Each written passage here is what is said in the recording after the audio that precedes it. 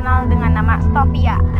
Pada tanggal 20 Mei tahun 1974, Presiden Soeharto resmi meresmikan Gedung Stopia ini menjadi Gedung Kebangkitan Nasional. Bangunan bersejarah ini didirikan pada tahun 1899 di atas lahan seluas 15.742 meter persegi.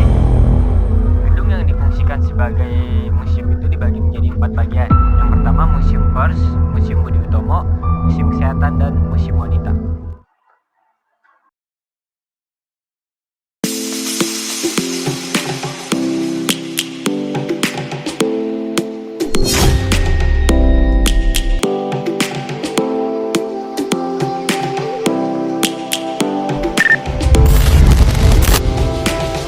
Assalamualaikum warahmatullahi wabarakatuh.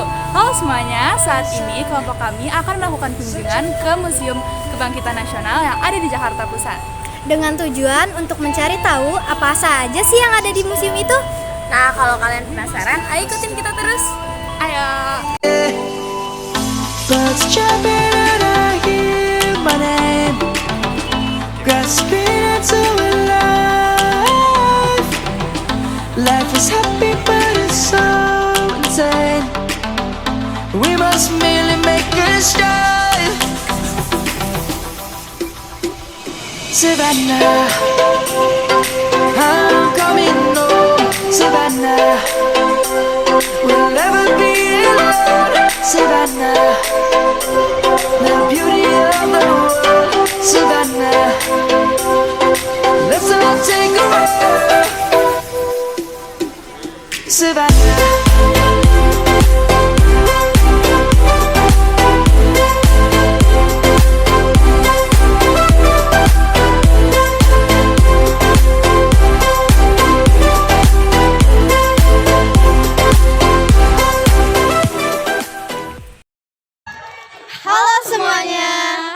Sekarang kelompok kita sudah tiba di Museum Kebangkitan Nasional. Museum Kebangkitan Nasional ini terletak di Jalan Dr. Abdul Rahman Saleh, nomor 23, Jakarta Pusat. Nah, untuk masuk ke museum ini, kita dikenakan tarif sebesar Rp2.000 untuk satu orang. Jadwal operasional museum yaitu Selasa sampai Jumat pada pukul 8 sampai 4 sore. Dan untuk hari Sabtu sampai Minggu, pukul 8 pagi sampai jam 5 sore. Untuk hari Senin dan hari besar lainnya tutup. Ya, jadi untuk hari Senin dan hari besar, museum ini tutup ya guys. Jadi jangan sampai salah kalau mau datang ke Museum Kebangkitan Nasional ini. Ikutin kita terus ya.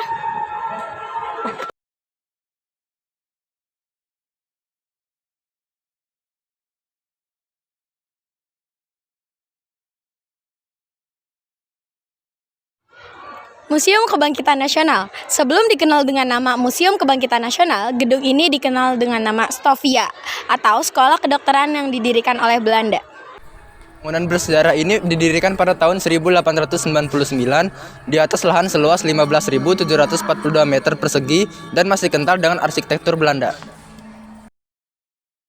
Pada tanggal 20 Mei tahun 1974, Presiden Soeharto resmi meresmikan Gedung Stopia ini menjadi Gedung Kebangkitan Nasional. Mengapa? Karena gedung ini merupakan saksi lahirnya pergerakan organisasi Budi Utomo. Gedung yang difungsikan sebagai museum itu dibagi menjadi 4 bagian. Yang pertama Museum Pers, Museum Budi Utomo, Museum Kesehatan, dan Museum Wanita. Museum Kebangkitan Nasional terbagi menjadi 2 bagian. Di sebelah kanan saya ada bangunan Stopia dan pada sebelah kiri saya ada bangunan Kebangkitan Nasional.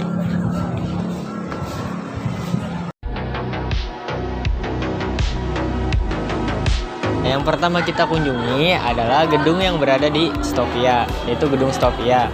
Nah, yang kita masuki adalah ruang pengajar Stopia.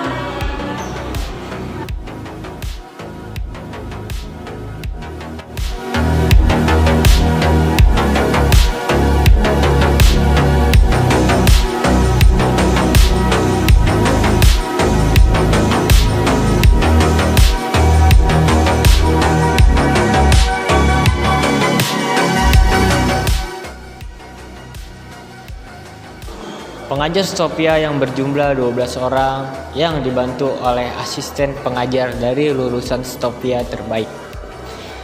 Setiap tahun, pengajar Stovia selalu mengalami perubahan karena ada beberapa yang mendapatkan hak cuti dan ada beberapa yang pulang ke Belanda.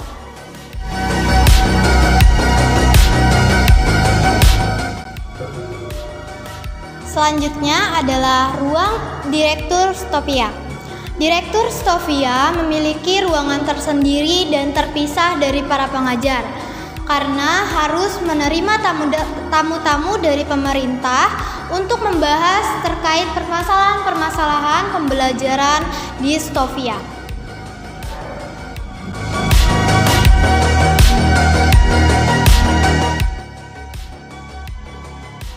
Oke, selanjutnya kita akan memasuki ruang media belajar Stovia.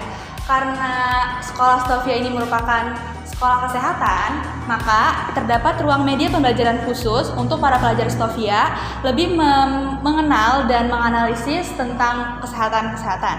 Seperti contohnya di sini ada meja bedah. Meja bedah di sini biasanya digunakan oleh para pelajar Stovia untuk mempelajari anatomi pada manusia.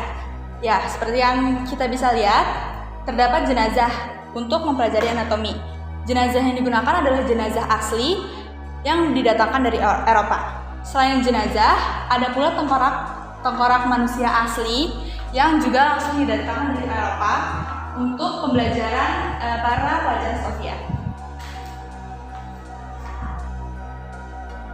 Oke, selain kerangka dan jenazah asli, di sini juga terdapat buku-buku kedokteran yang biasanya sebagian ditulis oleh penduduk asli sini dan sebagiannya lagi didatangkan langsung dari Eropa.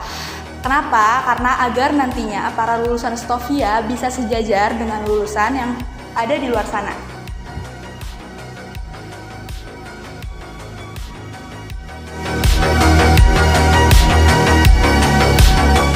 Nah, selanjutnya ada ruangan pengobatan tradisional di gedung Stovia ini. Masyarakat Nusantara telah mengenal pengobatan tradisional sejak lama. Masyarakat tradisional mempercayai hal yang bersifat mistis atau supranatural sebagai penyebab datangnya suatu penyakit, yang proses penyembuhannya melalui bantuan dari dukun atau orang yang dianggap dapat menyembuhkan penyakit tersebut.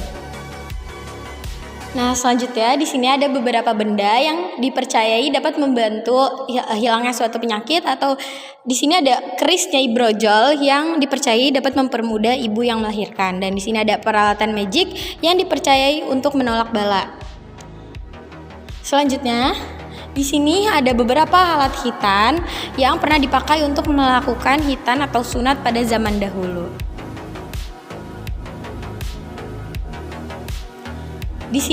Selanjutnya di sini ada gandik dan pipisan jamu atau yang sekarang biasa dikenal dengan ulekan yang biasa buat menggiling atau menumbuk bahan jamu.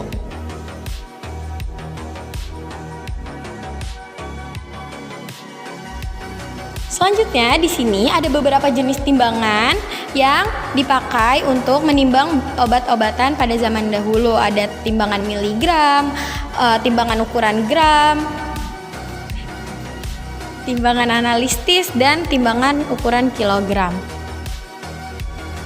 Nah, di sini juga terdapat kotak obat suku Dayak yang biasa untuk menyimpan alat, bahan, dan ramuan tradisional untuk digunakan dalam pengobatan tradisional yang berasal dari suku Dayak.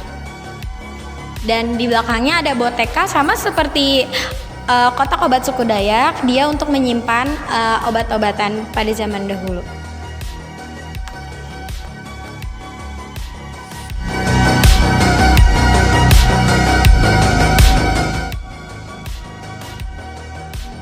Selanjutnya adalah ruang Stovia. Pemerintah Hindia Belanda mendirikan Stovia sebagai pengganti Sekolah Dokter Jawa. Proses seleksi untuk menjadi pelajar Stovia dilakukan secara ketat, sehingga sekolah ini menjadi tempat berkumpulnya pelajar Bumi Putra yang sangat cerdas. Lalu di bagian sini ada foto dari pelajar Stovia yang sedang belajar di luar kelas. Juga ada replika ijazah Stovia. Dulu ketika lulusan Stovia lulus akan menyandang gelar dokter pribumi. Namun pada tahun 1913 diubah menjadi dokter Bumi Putra. Lalu di sebelah sini ada alat rongsen yang digunakan dalam praktek mahasiswa sekolah Dr. Stovia. Lalu sebelah sini ada beberapa foto fasilitas Stovia, yaitu ruang rekreasi Stovia, ruang gimnastik, gedung sekolah, dan asrama Stovia. Lalu selanjutnya ada alat bantu pernafasan yang digunakan para dokter untuk membantu pernafasan. Lalu selanjutnya ada kuster yang digunakan untuk mensterilkan peralatan kedokteran. Dan selanjutnya ada tas yang berisi peralatan praktek dokter, juga alat peraga kedokteran. Lalu ada buku-buku kedokteran yang digunakan sebagai pedoman atau referensi pengetahuan ilmu kedokteran dan umum oleh siswa selama menimba ilmu di Stovia. Selanjutnya ada peralatan-peralatan yang digunakan dokter saat melakukan operasi seperti lampu operasi untuk penerangan, uretroskop untuk mengambil cairan, busi rektum sebagai pelebar saluran anus. Lalu ada LHAC untuk membuka luka pada kulit, wondak sebagai alat bantu operasi kulit, scalpel yaitu mata pisau untuk bedah, spuler yaitu alat pembersih usus besar sebelum dilakukannya operasi, hak sisir untuk mengaitkan kulit, pinset untuk mengambil jaringan lunak, kinet tulang sebagai pembersih tulang sebelum dilakukan operasi, drill bor ada itu untuk membuat lubang pada tulang, bugi sebagai alat pembuka atau mengeluarkan urin, dan open drop untuk pembiusan dengan cara tetes.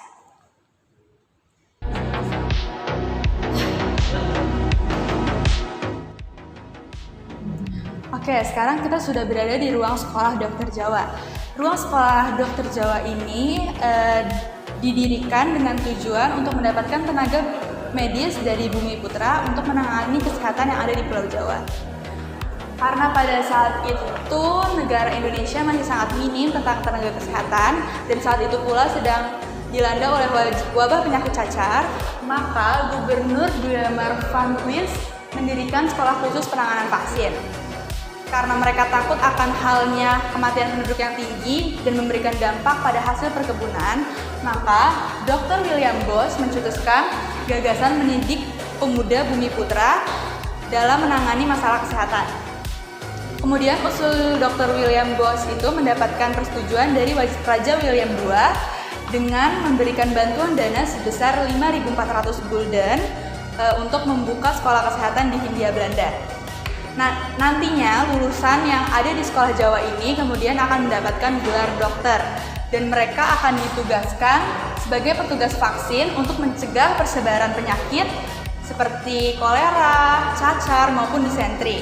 Dan ini adalah replika surat keputusan Raja William II dengan memberikan bantuan 5.400 gulden. Oke, selanjutnya di ruang pembelajaran tersebut terdapat alat-alat medis yang digunakan para pelajar dokter Jawa.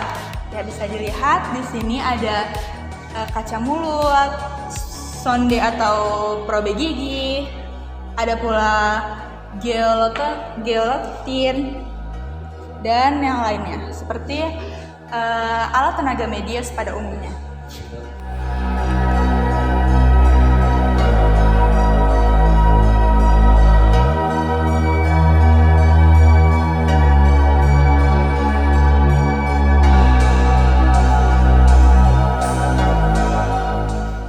Baik, selanjutnya di sebelah sini ada elektroradiograf. Alat pencatat detak jantung ini digunakan dalam praktek mahasiswa kedokteran di Stovia. Selanjutnya ada peralatan-peralatan kedokteran. Ada yang namanya tabung tes darah, tempat penyimpanan peralatan tes darah, lalu peralatan pengikat tangan, lalu pinset dan alat penggulung, selanjutnya teropong, dan terakhir alat pendeteksi detak jantung. Setelah itu sebelahnya tempat penyimpanan jarum suntik. Lalu ada alat pelapis tempat tidur atau perlak. Lalu di sebelah lagi ada tempat penyimpanan kain kasa dan tempat penyimpanan peralatan membungkus untuk operasi seperti perban. Selanjutnya ada wabah penyakit. Penyakit menular di masyarakat muncul karena adanya kebijakan tanam paksa. Busung lapar dan kurang gizi menjadi sebab utama rakyat muda tertular oleh penyakit menular yang umumnya berujung pada kematian. Berikut gambar-gambarnya. Selanjutnya ada alat pemecah kepala.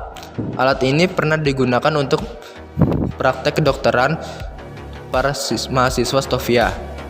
Dengan alat ini mahasiswa Stovia dapat mempelajari dan mengetahui isi kepala manusia, terutama otak. Selanjutnya ada direktur sekolah dokter Jawa.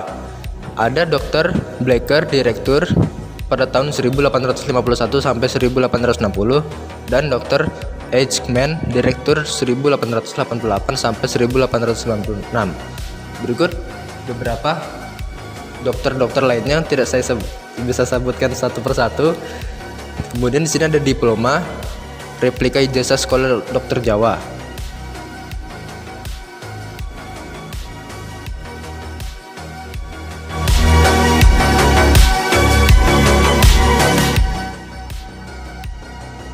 Selanjutnya ada ruang lulusan Stovia. Lulusan Stovia memiliki peran penting dalam meningkatkan kualitas kesehatan masyarakat Hindia Belanda. Para dokter lulusan Stovia ini bukan hanya berjasa bagi dunia kesehatan saja, tetapi juga sangat berpengaruh pada masa kebangkitan nasional. Di sebelah sini ada pelopor dokter perempuan Indonesia, yaitu Mary Thomas yang lahir di Likopang, Minahasa, Sulawesi Utara pada 17 Februari 1896. Mary Thomas berhasil mendapatkan beasiswa dari Stovia yang kemudian menghantarkannya pada Stovia di Batavia pada tanggal 22 September 1912. Lalu selanjutnya ada Anna Edeline Werrow, yaitu gadis Minahasa kelahiran Amurang tanggal 23 Februari 1898 yang juga berhasil memasuki Stovia. Lalu selanjutnya ada Profesor Dr. Jonas Andreas Latumeten yang merupakan seorang ahli jiwa Indonesia yang lahir di Ambon, Maluku pada tahun 1888. Di bagian sini ada meja dan kursi yang digunakan oleh Dr. Latumeten. Dan sebelah sini adalah nama-nama dari lulusan Stovia dari tahun 1902 sampai 1926. Di sini ada beberapa foto-foto lulusan dari Stovia.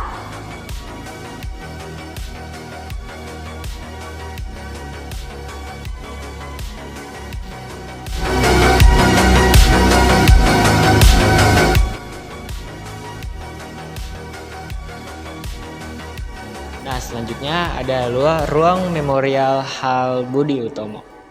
Nah, ruang memorial Hal Budi Utomo ini menjadi saksi terbentuknya organisasi Budi Utomo pada tanggal 20 Mei 1908.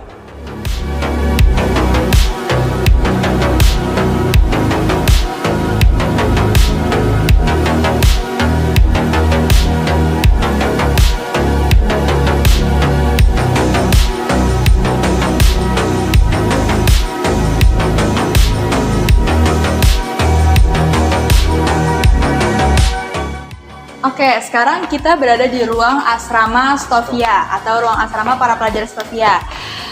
Pada 1 Maret 1902, kegiatan pendidikan kedokteran pindah ke gedung Stovia. Di gedung Stovia ini dilengkapi oleh fasilitas pendukung yang sangat baik dan banyak, seperti salah satunya adalah asrama. Dan inilah penampakan asrama di gedung Stovia. Terdapat kasur dan lemari untuk masing-masing para pelajar Stovia. Bisa dilihat.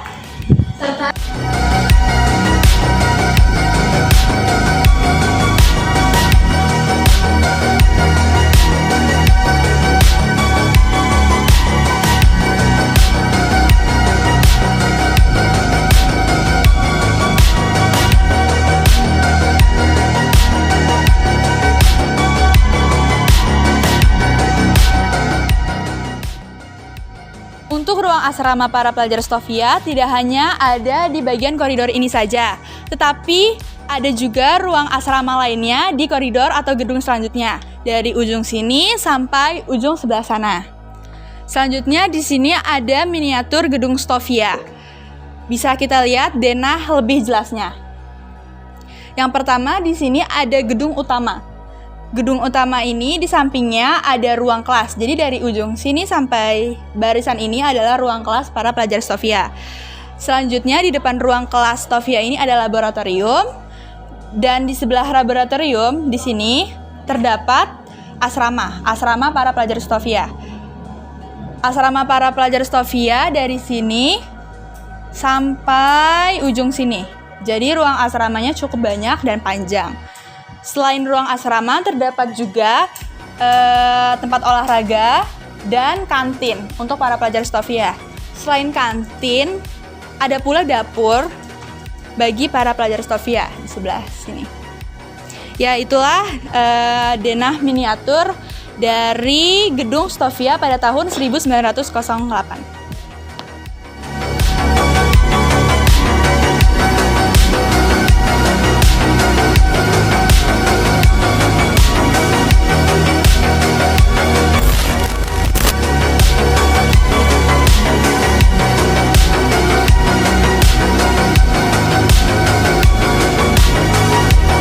Nah, di sini ada laboratorium yang pada zaman dahulu digunakan para pelajar Stovia untuk melakukan berbagai macam praktek. Yang sekarang pada tahap renovasi. Dan di sini terdapat aula yang sekarang telah berganti menjadi Sanggarsari.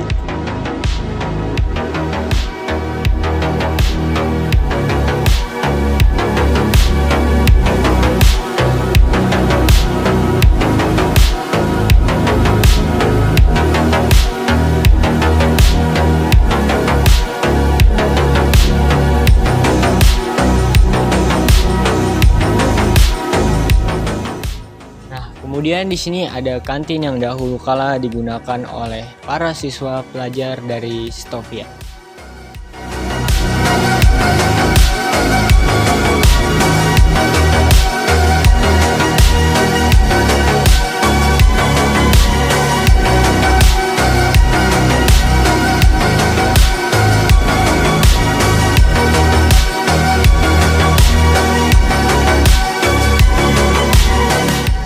Selanjutnya kita akan menjelajahi bagian dari Kebangkitan Nasional. Yang pertama ada ruang audiovisual yang isinya adalah berupa penayangan video yang menceritakan sejarah singkat tentang Museum Kebangkitan Nasional.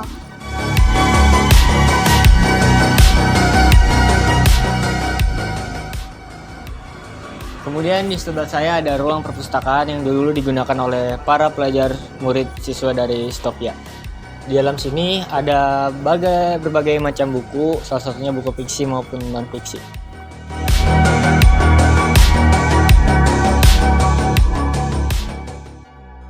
Nah, kita sekarang sudah berada di Indonesia Kaya. Yang dimaksud dengan Indonesia Kaya adalah Indonesia Kaya penghasil rempah-rempah pada abad 17 sampai 18. Di sini sudah dipajang maket yang sangat detail dan jelas tentang Indonesia Kaya akan rempah-rempah pada abad 17 sampai 18 dengan keterangan yang sudah tertera di maket itu. Nah, selanjutnya ada penjelasan ruang Indonesia Kaya dengan negeri rempah. Baik, selanjutnya di sebelah sini membahas kekayaan yang dimiliki Indonesia berupa flora, fauna, dan rempah-rempah. Karena itu Indonesia menjadi komoditas dagang yang diminati oleh negara-negara luar. Oke, selanjutnya di sini ada rempah-rempah khas Nusantara yang paling banyak diincar oleh negara-negara luar, sehingga salah satu alasan negara luar menjajah Indonesia. Seperti contohnya ada kayu manis, kapur baru, selada, cendana, Dan ada jahe, cengkih, pala, dan gaharu. Nah, seperti yang saya pegang kali ini adalah pala. Pala ini kenapa banyak diincar? Karena menjadi salah satu bahan pengobatan yang sangat hebat dan harganya bisa menyamai dengan harga emas. Serta di tangan saya ini ada kayu manis. Yang semula kayu manis ini hanya digunakan untuk membalsami jenazah di Mesir. Seiring berjalannya waktu, kayu manis juga bisa dijadikan sebagai penyedap makanan.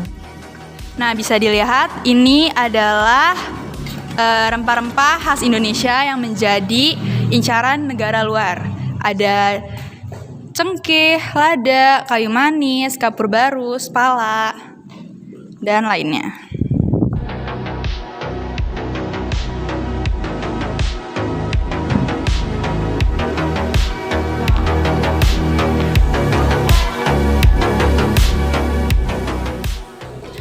Oke, sekarang kita berada di ruang museum bagian gemuruh perlawanan lokal Indonesia.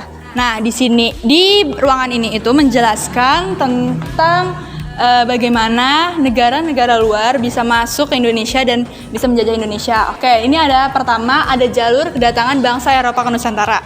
Jadi di sini ada peta-petanya ya. Peta pertama tuh sebenarnya dimulai dari Lisbon ke Batavia karena negara pertama yang menjajah Indonesia adalah Portugis. Jadi dimulai dari Lisbon sehingga yang lainnya kemudian mulai mengetahui jalur-jalur untuk Indonesia. Nah, selanjutnya di sini ada penjelasan samudra mencari rempah-rempah dan mengapa bangsa Eropa mulai mendatangi Indonesia. Karena saat itu Konstantinopel jatuh ke Turki Utsmani pada tahun 1453 yang mengakibatkan pasokan rempah-rempah di Eropa terputus. Oleh karena itu, bangsa Eropa memulai ekspedisi untuk mencari rempah-rempah karena mereka sangat membutuhkan rempah-rempah. Sehingga akhirnya mereka mengetahui pusat rempah-rempah ada di Indonesia. Selanjutnya di sini ada meriam VOC yang digunakan oleh VOC untuk menaklukkan daerah yang kaya akan rempah-rempah. Lalu di sebelah sini adalah lukisan masuknya modal swasta. Berikutnya ada mata uang yang dimiliki Belanda. Lalu selanjutnya ada politik etis. Politik etis itu penderitaan rakyat akibat kebijakan pemerintah Hindia Belanda. Nah, di sini ada tokoh-tokoh dari kedua tokoh ini menuliskan tentang kebijakan pemerintah yang sangat menyimpang dari usaha-usaha rakyat. Tokohnya itu bernama Edward de Weesdecker dan Konrad Theodor van Deventer. Nah, kemudian di sini ada buku yang dituliskan dari kedua tokoh tersebut yang bernama Max Havelaar. Nah, penyimpangan politik etis. Ada irigasi, dan edukasi. Pelaksanaan politik etis menyimpang jauh dari kata menyejahterakan rakyat. Karena dalam praktiknya diarahkan untuk menguntungkan bagi pemerintah. Jadi, pemindahan penduduk dilaksanakan untuk memenuhi kebutuhan tenaga buruh di perkebunan. Yang pada artiannya itu dia menguntungkan pemerintah dibandingkan dengan rakyat. Jadi rakyat itu dibiarkan sengsara dan menderita yang selalu dibayangi oleh bayangan kematian. Selanjutnya ada munculnya elit baru. Kebijakan politik etis yang dinilai menguntungkan adalah edukasi. Karena rakyat diberi kesempatan untuk mendaftarkan anaknya ke sekolah formal milik pemerintah. Pendidikan masa penjajahan Belanda, yaitu pada masa VOC dilakukan lembaga-lembaga keagamaan. Karena itu nilai-nilai agama Kristen Protestan dijadikan sebagai dasar pendidikan. Nah, pendidikan pada masa penjajahan memiliki ciri. Yang pertama itu gradualisme dan yang kedua dualisme. Yang ketiga kontrol yang sangat kuat bagi pemerintah penjajahan dan pendidikan yang bertujuan untuk mendapatkan pegawai dengan gaji murah. Selanjutnya yang terakhir, prinsip konkordinasi yang bertujuan mempersulit anak pribumi. Sekolah di pendidikan Belanda.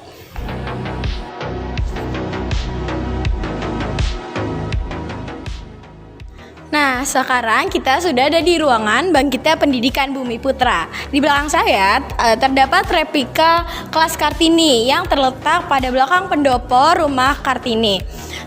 Kartini mengajarkan anak-anak perempuan membaca, menulis, serta keterampilan lainnya. Selanjutnya ada lukisan yang diciptakan oleh R.A. Kartini yang pada saat itu diundang ke Istana Bogor yang bernama Buitenjorg. Selanjutnya, ruang bangkitnya pendidikan. Pendidikan pada masa penjajahan yang bercorak diskriminatif mendorong tokoh-tokoh pergerakan mendirikan lembaga pendidikan yang lebih baik. Selanjutnya, ragam pendidikan di saat masa penjajahan, yaitu sekolah rendah Eropa, sekolah menengah, sekolah dasar kelas 1, sekolah pendidikan guru, sekolah kepala atau raja, sekolah pemerintah Belanda, juga mendirikan sekolah kejuruan di bidang pertukangan, teknik pertanian, perdagangan, pendidikan kewanitaan, dan pendidikan tinggi. Selanjutnya ada tokoh pendidikan bangsa Indonesia, yaitu Dewi Sartika, Raden Ajeng Kartini, dan Ki Hajar Dewantara.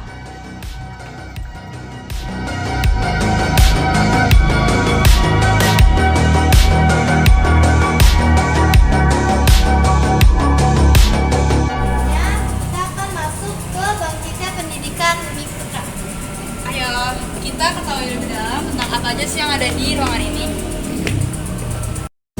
This ain't right, and we know it. Be out of sight when I'm finished with this cup of coffee. It's the last time we'll be golden. Don't wanna cry. I don't know where to go, but I'm growing. And we'll say we'll stay in touch, but we won't.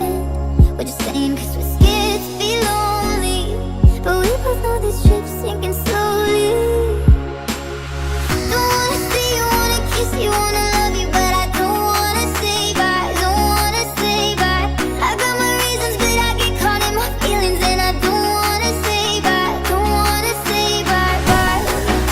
I don't wanna say bye bye. I don't wanna say bye. I got my reasons, but I get caught in my feelings, and I don't wanna say bye. Don't wanna say bye bye.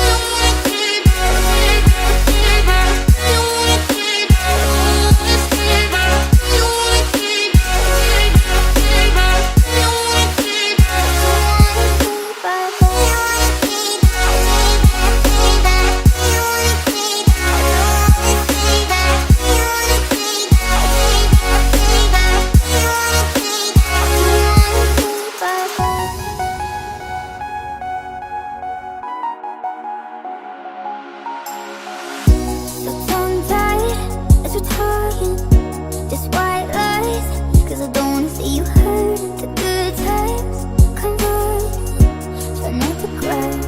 I don't know where to go, but I'm going. And we'll say we'll stay in touch, but we won't.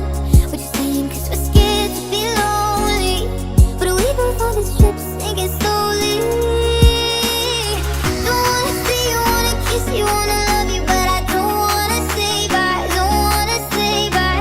I got my reasons, but I get caught in my feelings, and I don't wanna say bye. Don't wanna say bye bye. I don't wanna. Itulah tadi kegiatan yang telah dilakukan kelompok kami, yaitu kelompok 2, dalam menelusuri dan menjelaskan tentang apa aja sih yang ada di Museum Kebangkitan Nasional ini. Jika kalian berminat, kalian bisa datang ke museum ini yang berada di Jalan Dr. Abu Bakar Saleh nomor 23 Jakarta Pusat. Sekian dari kelompok kami. Kurang lebihnya mohon maaf. Wassalamualaikum warahmatullahi wabarakatuh. Bye.